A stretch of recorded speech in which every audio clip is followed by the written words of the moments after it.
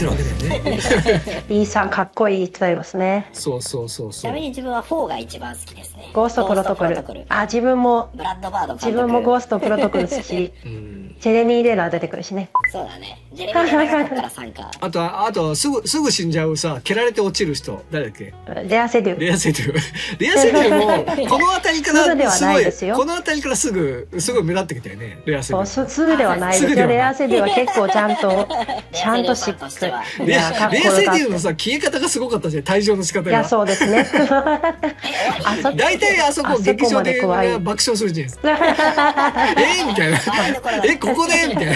あともう絶対押すなよじゃないけど、絶対殺すなよって言われてたからあそこでいきなりドンだからみんないやね、4は特に面白いですよね。でちゃんと導火線に火つけるところが良かったです。地下でね。そこでね、俺の予想ですよ。ファイナルレコニングにね、俺は元奥さんが出てくる予感がする。最後だから、最後に元奥さんが出てこないと話として締まらないような気がする。出てきたら締まりますね。この世界を救ったぞっていうところをどうやってイーさんは認識するかっていうと、やっぱりそこで幸せそうに元奥さんが暮らしているっていうところを見て、俺はやったぞって思えるようなキャラクターに仕上げられてるので、そこはすごい綺麗な終わり方ですよね。わかんないけどね、なんか俺の中ではもしこれがファイナルであるならば元奥さんが出てくるのではって気がしちゃうんでね。でもこういうスパイものとかって日本への影響っていうのもあったりするんですか？当時とかってそのスパイ大作戦だったり。60年代後半っていうのは世界的なスパイ映画ブーム、スパイドラマとかがいっぱい作られた時代だから、意外とアニメでスパイものってあんまり日本ってさ、基本的にオフィシャルにはさ、日本政府はスパイっていう存在をさ認めてないじゃないですか。いるって諜報員がいるって認めてないじゃないですか。あとあれもあると思います。自分の予想だと大体それだと忍者ものにしちゃうっていう。スパイものは全部そのドッキリ道具を使っての潜入捜査っつったら、イタリアとフランスの合作かなで、黄金の7人っていうね、映画があって、これスパイものって言えるのかな、多分スパイものって言えるような気がするんだけど、ボンドガールみたいな女性が出てくる話で、それがメカとかを使って諜報活動するみたいな映画なんだけど、これシリーズで、続編とかもあるんだけど、これね、ラピュタのね、ムスカのモデルになったようなキャラクターが出てくるんだよね。黄金の7人で検索するとね、ムスカが出てきます。ムスカが出てくる。メカもね、ちょっと宮崎さん風なんだよね。多分宮崎さんこれ好きだったと思うんだよね、黄金の7人。でね、この黄金の7人のニュアンスを引用したのがルパン三世じゃないのかって言われてる。一番近いのはやっぱルパンになるんですかね。スパイではないにしろ、結構そのコンテンツとしては似てるイメージありますね。そうだね。スパイ的な要素って何かっていうとさ、アクションね、あとミステリーね、あとプレイボーイであるとかね、あとはボンドガールね、セクシーガール、あとはメカニックとかトリックだよね。これ大体スパイ。あと顔を剥がすやつ。顔を剥がして人になり変わる。あれはミッションインポッシブルか007であんまないもんね、あれね。ないですね。だからミッションインポッシブルが、それこそイーサン・ハントが何が得意だって説明されるときは誰にでも変装できるっていうところを言われるんで、やっぱそこはもしかしたらミッションインポッシブルの発明なのかもしれないですね。そうですね。あれはルパンでも言いますね。そうか、ルパンもよく変装するもんね。それだからもともとそのスパイ的なものがそういうことを変装マスクをちょっとハグみたいなことをするのはミッションインポッシブルからの引用かもしれないね。からなのか、それも元が何かあるのかですよね。そうだね。いや、それで言うと変装で言えばスパイファミリーの主人公の変装の名シーンじゃない。そっか。そこも確かに顔を変えて声を変えてどこにでも潜入できるっていうと、確かに一番近いのはミッションインポッシブルのキャラクターのスパイ像に近いかもしれないですね。スパイ、アーニャ、ワクワク。まさか監督からそんなセリフが出てくる。アーニャワクワクが聞けるとは。ごちそうさまです。いや、でもやっぱりスパイってやっぱ、根強いですよね、そういった意味だと人気は。冷戦が終わってとはいえ、やっぱりスパイっていうコンテンツ自体はまだまだいや、続いてます。今でも世界状況を言うとさ、もうかつてなく冷戦が復活してきてるじゃないですか。ああ、そっか。そうそう。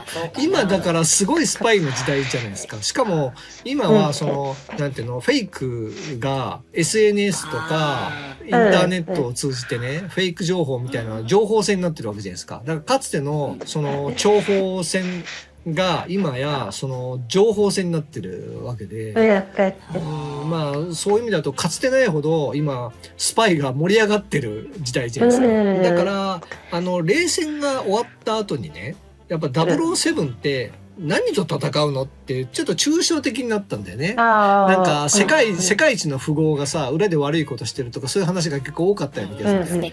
それが現実的じゃなくなってきちゃう。あとなんかアフリカがどっかに架空の国を作ってね、そこですごい独裁者がいてなんかやばいことしてるみたいな話になるとか、そういうちょっとなんかファンタジーみたいな話になってきてるんだけど、最近現実の方がさ、なんかこうものすごくなってきてるんで。なんかそういう意味だとまたなんかそのスパイ映画とかのジャンルがちょっとこう変わってきてるなっていうのはあるよね。それこそだってデッドレコニングでいわゆる、イーサン・ハントが戦ってる相手がいよいよ AI になったじゃないですか。そうあれもちょっと時代だなってやっぱ思いました。まあそうだね。今やっぱりそういう風なそのいわゆる AI だったりフェイクだったりっていうことが結構リアルになってきてるっていうのかな。それこそイーサン・ハントが昔っていうかずっと映画の中でさ、他の人になりすましてマスクを剥ぐみたいなことやってるからさ、今の AI のさ、技術とかってさ、ものすごいじゃないですか。そうですね。他のさ、なんていうの？ディープフェイクとか、ものすごい技術になってきてるんで、そういう意味だと時代に追いついてきてる。なんかデッドレコニングの設定が相手が AI で電子機器を全て操れるっていうところ、逆にうまいなと思ったのは、じゃあそこに対抗するのがアナログ機械になっていくっていうなんか伏線になってるんじゃないかなと思ってちょっとワクワクしてますね。昔それこそ60年代以降からのスパイものっていろんなガジェットがあったけど、そこがなんか2000年以降になって、いやそんな古いものであってる今デジタル社会でもうローテクなものになんかもう全部捨てられてっていうところがまた今度は逆転していくっていうのは結構熱い展開になりそうだなって結構個人的には期待してますね。だからピーヒョロヒョロヒョロみたいなネットで戦うんじゃない？ダイヤルアップ。トントンツーとか。トントンツーとツーそう。まあだからスパイがさ、すごくファンタジーなさ世界に寄っていくのか、それともすごく怖いなんか現実をメタファーとして表現するようなものとして表現されていくのかっていうのがさ、こう時代によってさ結構変わってくるじゃないですか。だから例えばスパイファミリーってアニメってさ、もともとミスター・ミセス・スミスっていう映画がありましたね。はい。で、あれは夫婦で両方二重スパイみたいな話だったのを、スパイファミリーだと、そうスパイファミリーはそこに子供を入れて子供の視点でこう夫婦を見るみたいな話になってて、まあそこがすごく面白いとこだと思うんだけど、まあそんな風にね、なんかスパイっていうなんか存在もさ、まあ時代によってさ、なんかそういうこうちょっと見せ方が変わってくるっていうのかね。シュワルツネッガーとなんか夫婦でスパイありませんでしたっけ？トゥルーライズか。あれも面白い。内緒でってやつでしょ、確か。そう。で奥さんも諜報員になってってっていう。あれもでも確かあれだよね、フランス映画のリメイクだよね、あれはね。あ、そうなんですか、あれ。そう、トゥルーライズ確かフランス映画のリメイクで。あれもなんか面白かったな、すごい好きだった。そういった意味だともう新しいとは言えないかもしれないけど、キングスマンとかコードネームアンクルとかもあれもともとはテレビドラマですよね、確か。ナポレオンソロだったナポレオンソロか。ナポレオンソロはテレビドラマだね。ですよね。ジェイソン・ボーンってのはスパイではないの？ジェイソン・モモは？あれスパイジェイソン・ボーンか。ジェイソン・モモじゃないよ。あんなスパイいるか。目立つ。そうですね。ボーンシリーズもある意味スパイですよね、あれも。ボーンアイデンティティとかか。例えばスパイってさ、なんかこうどこに所属してるのかみたいなのがあるじゃないですか。で、例えば007の場合だと MI6。でこれはイギリスの特殊諜報部員で、よね。殺しのライセンスを持ってる。で、ミッションインポッシブルの場合は IMF。で、これは CIA の極秘諜報部隊。で、これはインポッシブルミッションフォース。不可能作戦部隊。そんなアホっぽい名前だったんだって最近知りました。CIA でもないですよね。CIA はオープンにされてる組織じゃないですか。だから IMF は秘密の組織だから、世間には存在を知られてない組織なんでね。だから、内容的になんていうの。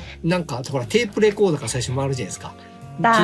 君に何かあろうが当局は一切感知しないのって言うじゃないですか。あれはそもそも存在しないよ。あなたの存在は世間ではないことになってるよっていうあれだよね。ちょっとスパイの世界のなんか非常さというか、そうだよね。どんだけ頑張っても名前は出ないんだよっていうところですね。まあそうだよね。しかも当局は一切感知しない。なんだそりゃその職場。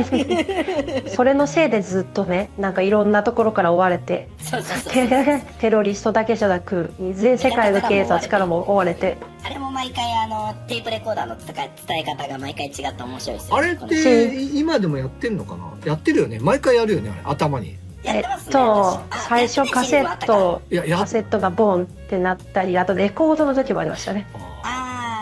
レコード屋さんで渡されてレコードを言うのもあったし、あと2だとメガネなんてサングラスかなんかでミサイルでグラサンが飛んできてこれかけろっていう回りくどいやつ。あそこら辺もさ、なんかこうそういう録音デバイスがさどんどん変わっていくからさ、時代とともにいろいろ伝え方が変わっていくのかなって気がするね。ここ数年何でしたっけね、ちょっと覚えてないな。レコードは多分もうそのテープっていうのもなんだし、っていうことでもうどうせだったらもうアナログでいいよねみたいなことで。いやでも確かあれレコードなんですけど、ホログラムみたいなの出てくるんですよ、ブイーンって。そう。あとなんか電話ボックスでいろいろ伝えられたりとかってありましたね。なんかのシリーズでなんか5秒後に爆発するっていう爆発しなくてあれって戻ってパンって叩いて爆発させるとか、ちょっとその辺をあえてねギャグにしてるところもあってですね。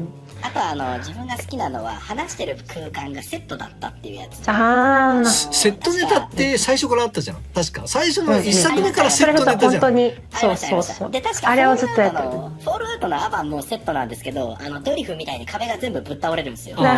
そう。四方の壁がバタンバタンって倒れて、実は違いましたっていう。あれ見てる側もこうこれってなるのが分かりやすくていいですよね。いいですね、あれ楽しい。ケレン味がある、やっぱあれは。だからあれだよね、ずっと監督が5本目からクリストファー・マッカリーになってるんだよね。そうですね。でこのクリストファー・マッカリーって結構リアル思考っていうか、なるべく撮影トリックとか、要するにその CG みたいなものを使わないでやってるのを見せるっていう方向性で、これが多分トム・クルーズとすごく意見があったところだと思うんだよね。だからそこから考えると最初のブライアン・デ・パルマとかジョン・ウォーネンスってめちゃめちゃいろいろ特撮を駆使してるじゃないですか。そうですね。だからそれから今のシリーズから遡ってみるとすごくやっぱりやりすぎだみたいな感じの見せ方が結構あるんだけど、今のはいかに本物っぽく見せるかっていうことに結構なんていうの力を注いでるんで。見ててどんどんジャッキー・チェンみたいなことになってきましたね。いつもこう話題になるのこれ本当にやってますっていうところだけど、怖いよね。これどこまでやってんだろうって思うよね。飛行機の壁にくっついたりとか。そうドバイのビルでしたっけ、ブルージュ・ハリファ。登るところ登ってたりとか。あれをさ、またトム・クルーズが多分やりたいんだよね、あれをね。そうでしょうね。やりたいんだよね。トム・クルーズ多分映画の中で死にたいのかなとかって思って。いや、こっち見てる側はヒヤヒヤしますけどね。だからなんか前に読んだやつだと、まずトム・クルーズがやりたいアクションを全部並べて、そこからそれをつなげて脚本書くみたいな、それジョークかもしれないけど、なんか本当にそうなのかもって思って読んでましたね。ここの上を走りたいとか、ここから落ちたいとか。トムのためにやってんだね。それこそミッションインポッシブルではなかったと思うんですけど、何年か前のニュースで次初めて宇宙で撮影する俳優になるんじゃないかっていうあれもでもそっか、あれは監督は誰だっけ。あれはあれだよね。わかんないっす。いや、あれはね、あれだよ。ほら、何回も死ぬ映画あったじゃない、トム・クルーズが。オール・ニード・監督だよね、確かね。本当にやるんだじゃん。あと新キャラの話で言うと、僕は確か5巻ぐらいから登場したレベッカ・ファーガソンが好きですね。ああ、キャラだっけ、レベッカ・ファーガソンは。なんか藤子ちゃんみたいな、敵かな味方かなみたいな。みんな藤子ちゃんっぽくないですか？藤子ちゃんっぽい。どっちにもいて、相手でもいてみたいな。最初あれか、シンジケートの一員だと思ったらイエス・チョン・ホーイだったってやつか。あ、これデューンのお母さんの役の人だよね。あ、そうですね。ああ、そっかそっか。見るたんびに美人だなこの人と。美しいですでも前のレッドテクニングで死んだよね。そうなんですよ。死にましたね。そうなんですよ。ネタバレです。ネタバレです。ネタバレだ。いや前のやつが別にネタバレじゃないです。チャンネル登録、高評価よろしくお願いします。またのご来店をお待ちしております。